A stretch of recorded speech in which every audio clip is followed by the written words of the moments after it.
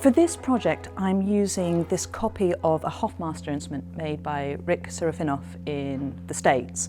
I'm particularly happy to be playing this one because this is a copy of an instrument that's held in the collection at Edinburgh University, which is connected with a very famous supporter of music during the 18th century, Sir Samuel Hellyer. And in the collection of Sir Samuel Hellyer, we have a number of pieces written for horn, including works by Mr Charles. So choosing this instrument, which is connected to a collection of music which includes works by Mr Charles, is particularly appropriate.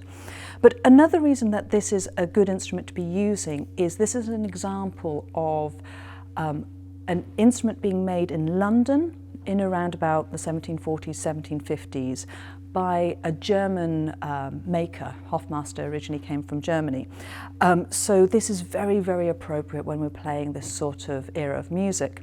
And it's quite a sweet instrument. I would call this a baroque horn, so we don't have any of the valves.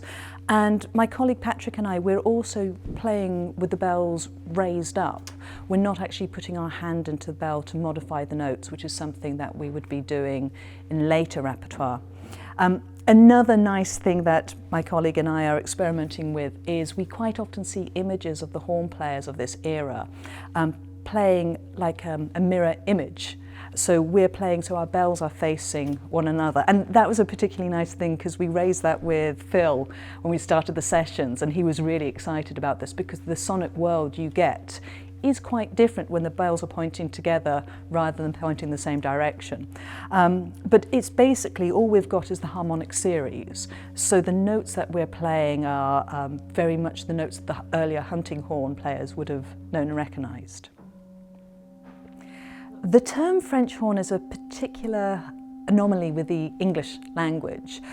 If you go on to mainland continental Europe, you find that their terms for the instrument doesn't have this French bit of it.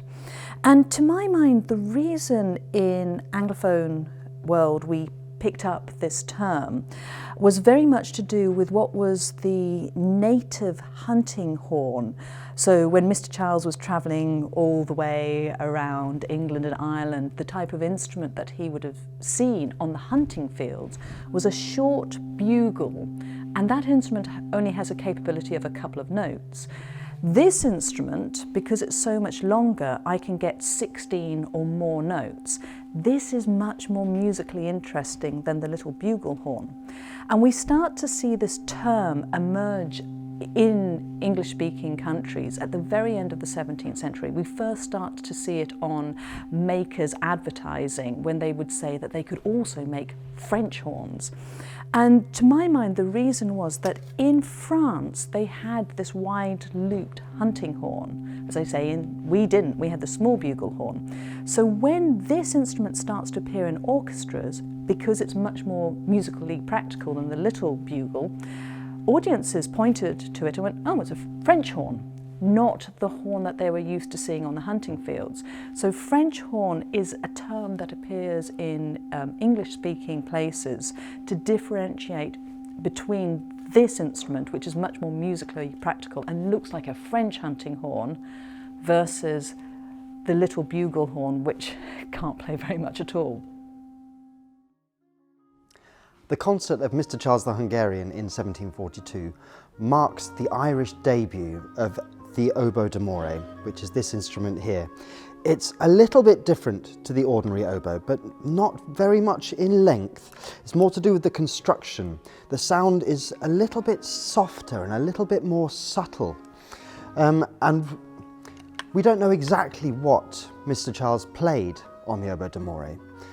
So what we found is one of the very rare pieces for oboe d'amore and continuo. A lot of repertoire was written for the normal oboe, for that combination, but very little survives for the oboe d'amore.